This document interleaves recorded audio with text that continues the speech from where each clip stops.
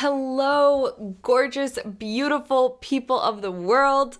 Welcome to Living in Paradise. My name is Iman. I am your host, and I'm so excited for today's episode. But before we get into all of that, I want to start by saying I am sorry to my 20 dedicated subscribers, most of which are my close friends, some of which I think are my mom's close friends, I'm not going to lie. A lot of you have been kind of pressing on me, kind of wondering, listen, girl, where did you go? When is your next episode coming out? Does Paradise even exist anymore? Did you forget how to hit record? Like, I've heard it all, okay? I'm here to say I'm back. Cameras are rolling, lights are on, and I am committed to being more consistent with this channel and with this podcast. I have been standing in my way a little bit with filming this episode just because I haven't really built that comfortability yet with just sitting here in front of a camera and talking, but that's okay. We're back. I want to be more consistent with this, and I have a ton of ideas, and I'm so excited to build more momentum with this podcast. So I just wanted to start off by saying that, and I'm so excited to film this episode. Now, I will say that this is my third time trying to film this, so I hope that my energy in this episode is still fresh and exciting, because if I'm being honest, I feel like this is getting a little bit redundant. I really do feel like there is a lot of value in this episode, and I did put a lot of thought into it, so hopefully this goes well. Third time's a charm. Without further ado, let's get into today's episode.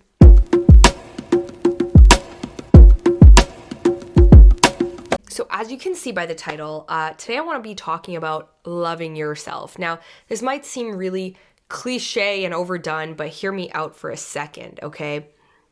I feel like the term love yourself, the advice actually of love yourself, gets thrown around a lot. I think a lot of people understand the reason of why they need to love themselves. I think people are very quick to give that advice, rightfully so.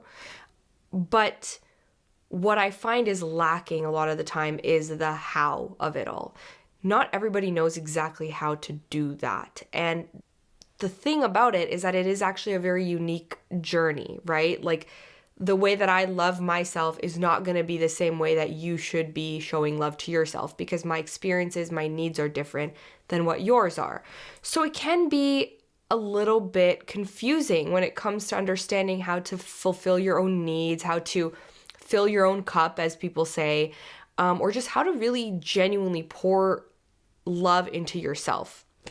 Actually, a couple months ago, I was having a conversation with one of my friends, and they were sharing something very vulnerable, and they were kind of sharing a lot of the insecurities that they were dealing with and just certain things in life that weren't really going their way. And I was in the position of being that person who gave them that advice all willy-nilly, and I said, you need to take all of that love that you have in your heart and pour it into yourself.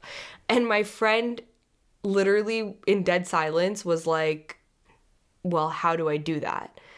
And I was like, wait, I don't actually know. Like, I was literally stumped when they asked me. As someone who feels like I've mastered self-love, and I've been on this huge self-love journey over the course of the last year, and I've really learned how to pour so much love into myself, I felt like I should have been able to answer that. But truly and genuinely, it was such a unique situation to mine that I was like, shit if I know. And thus, the idea for this episode was born. I started to put some thought into it, and I was like, how can I take a concept as broad as self-love and put it into a framework that will give people genuine actionable advice regardless of what their needs are. With all of that being said, I want to start by saying that self-love truly and genuinely is rooted in self-awareness, because you have to have an understanding of what areas of your life are lacking, why you do things a certain way, how you treat yourself, how you treat other people. The deeper of an understanding you have with yourself, the easier it's going to be for you to know how to love yourself. Try and dig deeper when it comes to having that level of self-awareness. And I think it's an ongoing thing. It's just self-search as we continue to go through life and have more and different experiences. We learn more about ourselves. So it's just a matter of really trying to understand who you are and why you are the way you are. So the key to filling your cup is to ensure that you are actually meeting your needs and that you're not abandoning them. And a really, really good starting point for this is none other than Maslow's hierarchy of needs. Okay, so I learned about Maslow's hierarchy of needs when I was in high school. Some of you might know what that is. If you don't know, that's okay. I'm going to give you like a really, really quick crash course. But basically, just for context, Abraham Maslow was an American psychologist born in the early 1900s. And he came up with this hierarchy of needs that he felt like fueled human motivation. And according to Maslow's theory, you have to fulfill the first need before you can move on to the next. So there are 5 needs, okay? And it literally looks like a pyramid. If you don't know what I'm talking about, Google it. Use this as a starting point and as a reference point, but I will run through it super quickly. So the first level of human needs are physiological or basic needs. This includes air, water, food, shelter, sleep, clothing, and reproduction. If you're watching this video or if you're listening to this podcast, the odds are you probably have these needs taken care of.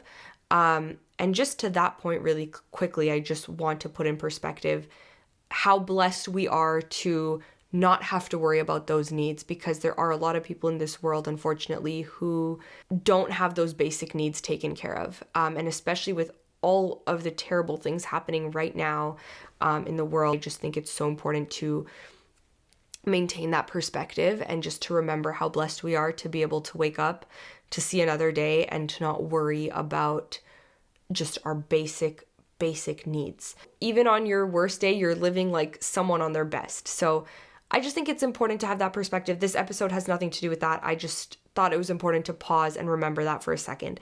But anyway, the next level of human needs are safety needs. So this includes personal security, employment, resources, health, and property. The next need above that are love and belonging, and this includes friendship, intimacy, family, and sense of connection. The next one above that are esteem needs, which includes respect, self-esteem, status, recognition, strength, and freedom. And then the last one is self-actualization, and that is the desire to become the most that you can possibly be. So once you've fulfilled all the needs underneath that last one is basically just growing every day and living up to your potential. So whether or not you agree with Maslow's theory, whether you feel like there are some loopholes or maybe there are more needs to be added to this list, despite all of that, I really do think this is a good starting point for just understanding the concept of human needs and what yours are. Personally, I really want to print out this pyramid and like put it on my wall just as a constant reminder, because I do think it's useful to look at from time to time and to really understand what areas I need to put into overdrive. Okay, so the idea for this episode came through that conversation that I was having with my friend. But the inspiration for everything I'm about to share, the true inspiration, all starts with a letter, okay? So I was actually writing a letter to myself. Now, I love doing stuff like that, like time capsule kind of thing, where like I write a letter to my future self. So on this one specific day, I was kind of thinking about the position I was in, like in life. And I was like, I feel like this moment in my life, this is my started from the bottom, okay? This is my like building phase. I am not where I want to be, but I felt the need to document that because I have so much belief in where I will end up. So I started writing a letter and I was like, Dear Iman, dear future Iman, this is what your life looks like right now, etc., etc. And I just was writing that letter with the intention that I know one day I'm going to look back on it and I'm going to laugh and I'm going to say, wow, like look at where I once was. Like it's just documenting, right? So at the end of that letter, I signed it off and I wrote, by the way, you're welcome, Iman. And the reason I wrote that is because I know that my future self is going to look back at my past version, aka me right now, and she's going to say, thanks, Iman, because I am basically doing all the hard work now so that my future version of myself is chilling, okay? I'm basically slogging my ass off so that she can have a good life, so that she can be taken care of, and that's because I love her. So that was the first kind of light bulb in my head. As soon as I wrote, "You're welcome, Iman," I was like, whoa, self-love. And, the more I thought about it, the more I realized that there's a lot more to it. And then that was when I came up with this, we're going to call it the "You're welcome" framework. Okay, I was going to say the "You're welcome, Iman" framework, but obviously you guys all have different names. So just insert your name.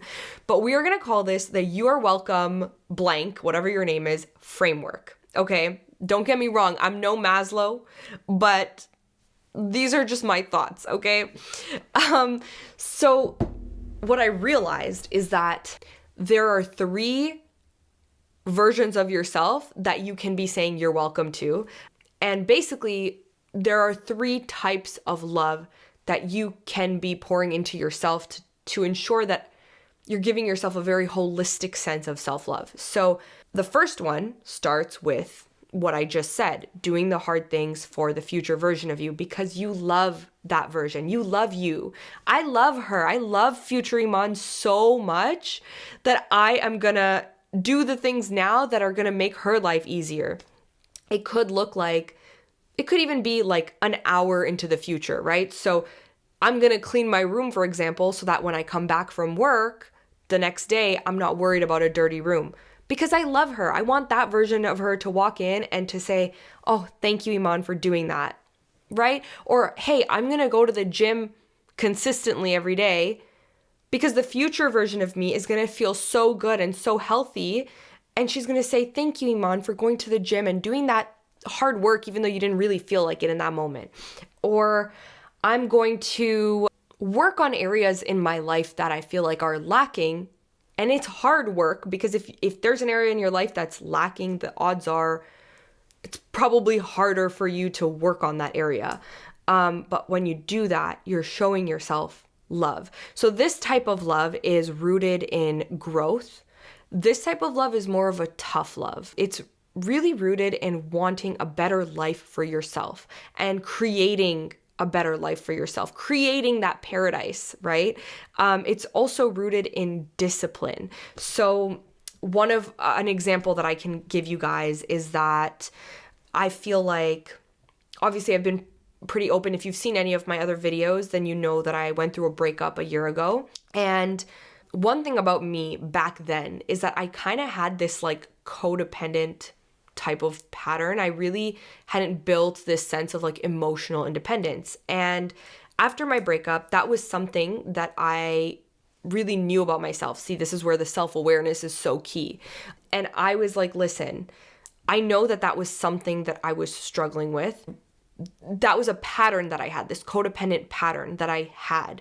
And I really wanted to break that pattern. I didn't want to be that person anymore. And it's like, when you see people who are like serial daters, and I'm not saying people who've had multiple relationships, but people who have had back to back to back to back relationships, I feel like I had that tendency. I had that like serial dater tendency, and I was like, that could be me. But I really, really wanted it to heal and to be okay and comfortable in my own company. So after my breakup, I made a committed decision to myself where I was like, I am really going to work on building that sense of independence and building that emotional independence and not succumbing to being a serial dater, if that makes any sense. Like, obviously you have to like heal from a relationship before you hop into another one, but for me, it was kind of a 2-part thing. Like, getting over the person is half of the battle, but then it's like getting over the idea of them is honestly arguably the harder half, because that's when you end up with someone just because you feel lonely, right? This is my own personal example. So again, like, if it doesn't resonate with you, that's okay. I'm just sharing to give you guys like a little bit more context. So I made this committed decision to myself that I will not be that person. I will build that independence, and I will be comfortable in my own company and comfortable with myself. And that was a lot of work, because I easily could have just like been like, oh, I'm lonely, like I'm gonna go like find a boyfriend or something. I don't know. Like that's not really how the world works, but you guys know what I mean. Like I wasn't seeking that external love or external validation out from other people. I was really focused on being my own sense of comfort and being my own like sense of like soothing, if that makes sense. Like I started to learn how to self-soothe and how to manage my emotions and how to regulate my emotions and how to find so much comfort in my own company. And that took a lot of like sitting through some hard feelings and a lot of tools that I had not ever used in the past, right? So that's an example of me doing the hard work for the future version of me, because I really wanted to break that pattern and I didn't want to be that person anymore. And I feel like I can successfully say that I have overcome that, because now I just love my me time to the point where like sometimes I just don't want to hang out with anyone, and like I don't want people to disrupt my peace. Like I'm enjoying being single. I love being independent. I love being able to take care of myself and to find comfort in myself and to soothe myself. It's been such a pleasure to do that and to be that person for myself. But building that independence is not something that just like happened overnight. It was a constant like work in progress, right? And so again, this is one of those you're welcome, Iman, for the future version of myself moments where I had to sit through a lot of hard feelings to become the person that I am today. Okay, now you're welcome, Iman, is also something that I will say to a past version of me, whether it's my inner child or whether it's any past version of me. Maybe it's me from a year ago, maybe it's me from yesterday, but it's basically honoring her experiences, okay? Past Iman, I'm honoring her experiences. What that looks like is healing. So as opposed to growth, which was the first type of love, this type of love is more of a healing type of love. And I want to say that I think some people might think that the past doesn't matter because it's in the past, but I think your past, your experiences, they shape you. They shape the way that you see the world. When you have that little negative voice in your head, all those little insecurities, that little thing in your head telling you that you're not good enough, or that maybe you're too much, or maybe you're not enough, or you're not pretty, or you're not smart, or whatever those insecurities are, that little voice is just the past version of you who is feeding you a bunch of BS, okay? And she needs to heal. She needs to heal so that she can be healthy and secure. Okay? And that means that you have to honor her experiences. If you're a guy, his experiences, sorry, I'm just speaking from my own perspective. But you need to honor the experiences of your past version of yourself. And you need to acknowledge maybe the hardships that you have gone through, the challenges, the obstacles you have faced. And this type of love it's not a tough love. Contrary to the first one, this type of love, like I said, it's healing, it's nurturing, it's forgiving. You have to forgive yourself for the mistakes that you've made in the past, because what you know now is not what you knew then, right? And so you have to forgive yourself for all of that. This is a soothing type of love. This is a validating type of love. This is the type of love that just feels like a hug. You know how sometimes you need a pep talk and sometimes you just need a hug? This type of love is the hug type of love, okay? The first one was like the pep talk. So some examples of how you can do this is finding healthy outlets, expressing your emotions, allowing yourself to feel things, validating your experiences, honoring your experiences, asking for help. You know, there's no shame in that. And I think people are often scared to do that sometimes. So asking for help, crying it out if you need to, journaling, maybe going to therapy, maybe seeking professional help if that's what you feel like you need to do. But whatever helps you heal, that is what this type of love looks like, all right? I think in a world where we have so much awareness, we're constantly pulled into either healing ourselves or growing ourselves.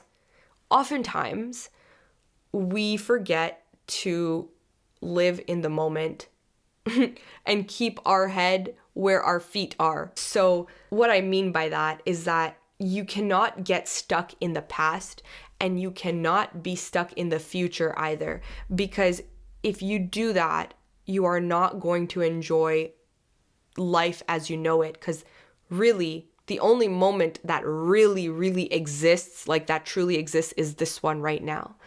And that's when you say, you're welcome, Iman, or whatever, insert your name, to the current version of you, okay?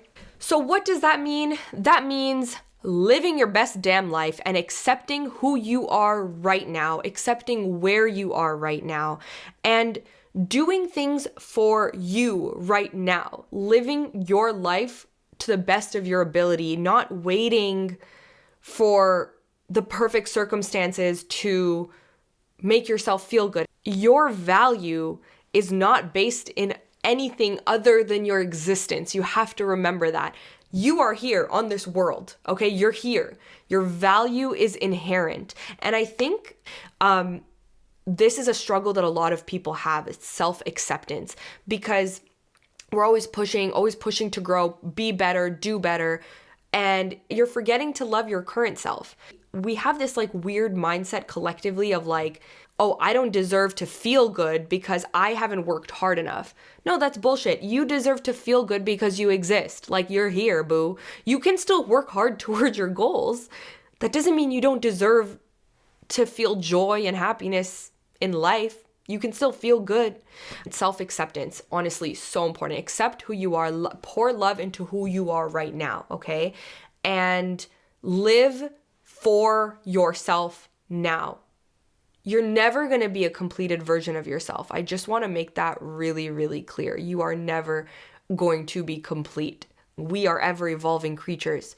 We're always going to change. We're always going to grow. We're always going to learn. So don't wait until some completion has happened. Enjoy yourself now. Love yourself now. Enjoy your life right now. I'm going to give you guys a really good example of something in my life that I feel like hits all three of these types of love, because I do think that as much as I've like separated these three things, they're very intertwined. So sometimes, for example, doing the hard work, like the growth, is actually looks like healing, because some people have a problem or have struggle with facing their past or with being more soft with themselves. So sometimes that healing is actually growth. So do you see how it's like really intertwined?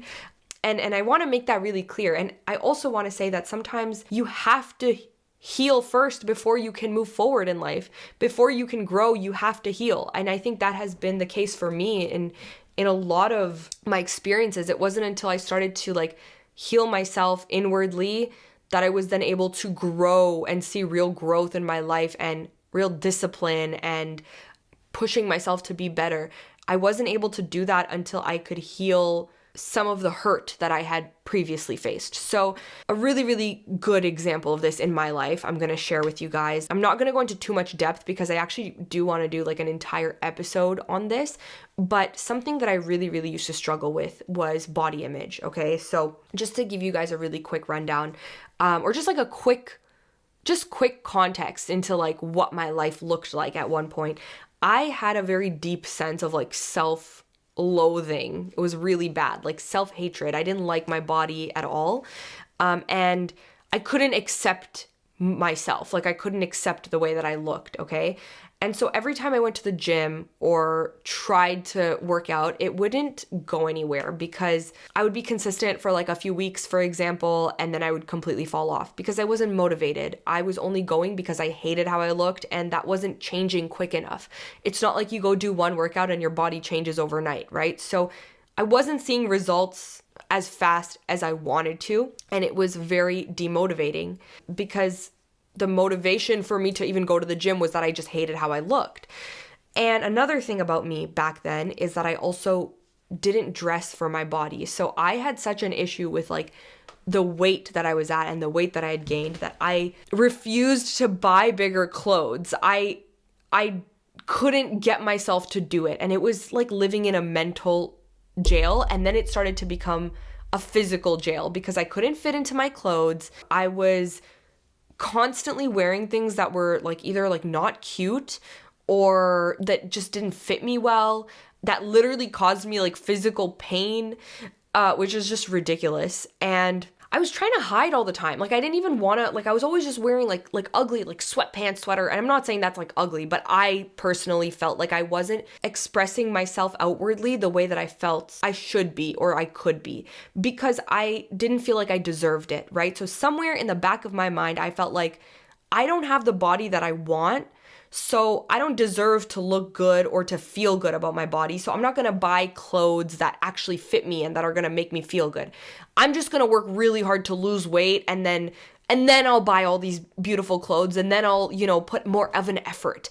But I was like, I can't do that until I hit my fitness goals. Now that's ridiculous because fitness goals don't happen overnight. So you're telling me that in all of the weeks and months that I'm going to be working towards my goals, I'm just going to look like a bean because like I feel like I don't deserve to look good. I feel like I don't deserve to feel good. Now, obviously, this wasn't like a conscious thought. It was just like a subconscious thing. And it was a lot of healing that I actually had to do to get over that, right?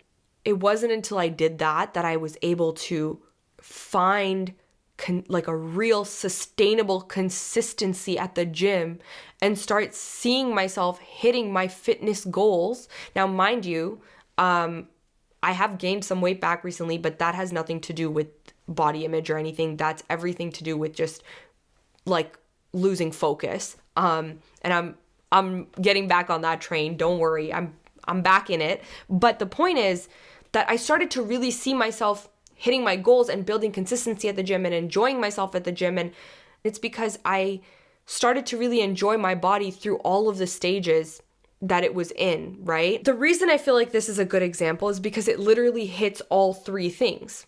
Healing my relationship with my body, and then the growth part is actually doing the hard work, going to the gym, eating right, changing my lifestyle for the future version of me because I love her. But then also saying, you're welcome, Iman, to the current version of me. And I did that by dressing cute, looking cute, feeling good, and understanding that, hey, like, I'm freaking cute through all of my stages, and that's okay, and I'm good. And I think the thing about body image as well is I do feel like opinions on this are very polarizing. I noticed that, like, a lot of people, unfortunately, there's a lot of, like, body shaming that happens. Certain people who feel like you don't deserve to feel good because you're not the ideal body type. But then I also do feel like people in the body positivity community are very like, I've noticed a lot of people like are very extreme with that thought process as well, where it almost seems like a bad thing if you want to lose weight. I actually started to notice this when I first started to lose weight. I remember I mentioned, and I was so happy. I was like, oh my God, I've lost like this much weight, whatever. And it was a really good thing because it was a healthy weight loss, okay? And one of my friends, purely out of love in her heart, was like, oh my God, you totally didn't need to lose that weight. And I think she just said that because she thought that it was coming from a place of self-hate, which at that time I was very healed. And I literally was like, no, I actually did need to lose that weight. Like, there's nothing wrong with admitting that. And she asked me, like, is it for health reasons or aesthetic purposes? And I was like, both, really. Like, I do want to have a certain look, but really it's because I want to take care of my body and I want to feel good. And there's nothing wrong with that, okay, guys? So you can love yourself. You can love who you are. You can be body positive while also wanting something better for yourself. I really want to make that clear because I thought that was a really weird reaction. Like, I was so happy that I was losing weight and someone was like, no, don't worry, you don't need to. And I was like, no, I do. And see, that's where the self-awareness comes in, because people are always going to try to show you love the best way that they know how. And they're going to try to give you advice or pour love into you the way that they might need it, but it might not be what you need. Only you know at the end of the day what you need. And this isn't just body image, just any area of your life. You can love yourself. You can accept yourself. You can accept this area of life that you're in while simultaneously working towards your goals and wanting more. That is okay. Both things can exist at the same time. And I think that's just such a very important thing to keep in mind because, like I said, it's such polarizing opinions out there where it's like, oh, suddenly when I lose weight, does that mean I hate myself? No, not at all. It to me, it means I love myself. I'm showing myself love through this, through my weight loss journey. But, someone might interpret it differently, and that's okay. They're not me. Only I know what my needs are. So I just really wanted to drive that point home. Who have you been abandoning? The future version of you, the past version of you, or the current version of you? Have you been abandoning one of these versions? If so, maybe that's where you start with the, you're welcome. I'm going to do this for that person, for that version. Okay. Now, last point that I really just wanted to mention in this episode that I thought was super important was self-talk. Self-talk is so important. The way that you talk about yourself, the words you use are so important, right? There was this poster in my elementary school that used to say, watch your thoughts, they become words. Watch your words, they become actions. Watch your actions, they become habits. Watch your habits, they become character. Watch your character, it becomes your destiny, something along those lines. I don't know if you guys know that quote, but I always remember that poster because I used to read it every single day. And I think there's a lot of truth in that. It might be hard to control your thoughts, right? But your thoughts will create the words that you say. Now, maybe we can reverse engineer this and start focusing on our words and the way that we talk about ourselves, the way we talk about other people, because then your thoughts might just slowly start to change, if that makes sense. Those words go into your subconscious mind. You start to genuinely believe those things. So for me personally, I started to become very, very cognizant of my self-talk. And again, see, this is where self-awareness again comes into play.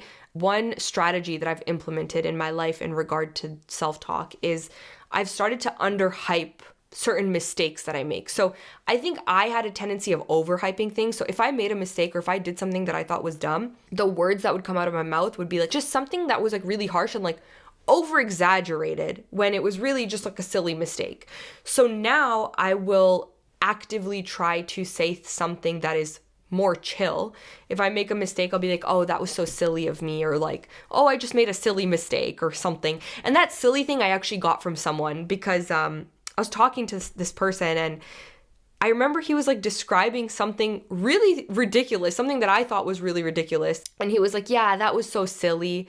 And I'm you could have used stronger words to describe that scenario, but you said silly. And at the time I thought it was funny, but then it clicked in my head. I was no, it's just so chill. You're recognizing that maybe you did something that was silly, but you don't have to be so harsh about it, right? So that was when I started to change my self-talk, and I would just use that words like that. I'd be oh, how silly or whatever, instead of going crazy. But then what I did also notice is that actually very recently in a really high stress environment where I felt my cortisol levels were up, I was very stressed, I was very anxious, and I said something that was so negative towards myself and that was so harsh, and it just came out of my mouth, and I was I don't like that I said that. So sometimes it just slips out in a high stress scenario. And if I wasn't aware of what I was saying, I wouldn't have even peeped that. I wouldn't have even caught it. So self-awareness again. Okay. Next point that I want to make, and I promise I'm getting closer to the end of this episode. I know it's really long, but I really hope you guys have been finding some value in what I've been saying. But the next point in loving yourself, one thing that I did in my journey, actually I did this years ago, is I wrote a list of things that I loved about myself. And it's because I was in a place where I was feeling very flawed and very low, and someone who was in my life at the time, who was very important to me, said, hey, listen, why don't you write a list of 10 things, okay? And they gave me 10 prompts. So I'm gonna find that list and I'm gonna put those prompts in the description. But basically it was one thing about your physical appearance that you really love, one thing about your personality that you really love, one thing that you do for other people that makes you feel good, one thing in your life that you've achieved that you feel proud of. And there were other prompts, so I'm going to put them all down below. But I think that writing a list like that can be really nice because with the prompts, it's easier to think about things about yourself that are actually kind of dope. You're actually a pretty freaking cool person, okay? I think that's another just really cool and interesting exercise where you can put into perspective that hey, I'm freaking cool. And actually, years later, there was a day when I was sitting on the train one day and I just started writing things that I love about myself in my notes, and it literally is a whole scroll. So if you're watching this video, you can see this entire list is things I love about myself, okay? And that's not to be conceited. It was just like, I was just exuding this energy of like, hey, I really love these things about myself. And so with that, I want to pose 2 challenges for you in this episode. If you're listening, I challenge you to do 2 things, okay? The first thing is open up your notes and start writing a list of things that you love about yourself. If you struggle to come up with things, use the prompts that I put in the description, okay? This is going to be a working doc, all right? This is going to be a never-ending working doc. So start the list, and as more time goes on and as you realize that you're pretty cool, or maybe someone compliments you and says, hey, I really love your style, and you're like, yeah, I actually have a really cool, good sense of style, put it in the freaking list. Or if someone says, oh, I really love how you treat other people, and you agree and you say, yeah, like, wow, I never really realized that about myself, put it in the list. Now, I'm not saying to base your entire personality off of other people's validation. I just want you to be aware of the parts of you that are really freaking cool, okay? So start with the prompts. It should come from yourself. It shouldn't come from other people. But every time you realize something cool about yourself, put it in the list. That's the first challenge, all right? Second challenge is I want you to give yourself, all 3 versions of yourself, a you're welcome moment. So do something for the future version of you. Do something that you've been pushing off maybe. Put in the work. Do something that you know you need to do that the future version of you is going to thank you for. In terms of the past version, you might say, hey, Iman, like, I don't really need to heal. I've been on a healing journey. I don't feel like I can really say you're welcome to the past version of me because I've already done all that. I graduated therapy, whatever. It doesn't have to just be healing, right? You can do something for your inner child. So me personally, like, I have some like favorite cartoons that I grew up with, and I will shamelessly watch those. Berenstain Bears for life, bro. Just something for your inner child, something that makes your inner child happy. Do something for that, if not healing. And then give yourself a you're welcome moment for the current version of you. Notice something in your day. Just stop, slow down, and smell the roses, okay? Notice something beautiful about your day and find joy in it. Or look at yourself in the mirror and be like, damn, you're freaking hot, bro. Do something, I don't know, like something that is gonna honor your current self. Okay, the last thing I wanna say is I just wanna draw a really quick parallel here to relationships, okay? Just hear me out for a second. When 2 people are committed to each other and are in a relationship, I truly am of the belief that love is a choice, okay? I think love is a complex emotion, but I think commitment is a choice. And so what that means is a married couple, for example, or a couple that's deeply committed to each other, a very long-term relationship, they're choosing every day to wake up and to love each other and to nourish that relationship and to nurture that relationship, right? Whatever that may look like to that couple. Sometimes, I think it's a hard choice. Sometimes, couples go through a lot of challenges and obstacles, but when they choose each other through that, right, and they overcome those hardships, it honestly adds a layer of depth to that relationship. It adds intimacy. It adds a deeper understanding of each other. And I think that same parallel can be drawn to yourself. So sometimes it might be a hard choice to love yourself, right? Like maybe you don't want to do that. Maybe you have such a deep sense of self-hatred or self-loathing that being gentle with yourself might seem like a hard choice to make. And even the challenges I gave you, like, yeah, at the end of the day, you're not doing it for me, you're doing it for you, right? So wake up every day and choose yourself. Because at the end of the day, no matter how committed you are to another person, you can still leave that person, right? Theoretically, hypothetically, you still can, no matter the circumstance, no matter the level of commitment. But when it comes to your own self, you cannot run away from yourself. Don't abandon yourself in this crazy journey of life because you're stuck with you. And I don't mean that to sound harsh. I mean that in a good way because there is no one else that's like you. You are uniquely you. And I just really hope that you guys can see and understand that and can wake up every day and choose to love yourself, even when it's hard, because you're the greatest commitment that you will ever make, and therefore you are the greatest love of your life. Don't forget that. All right, well, that's all I have to say today. I hope you enjoyed today's episode, and until next time, I will see you guys in paradise. Bye.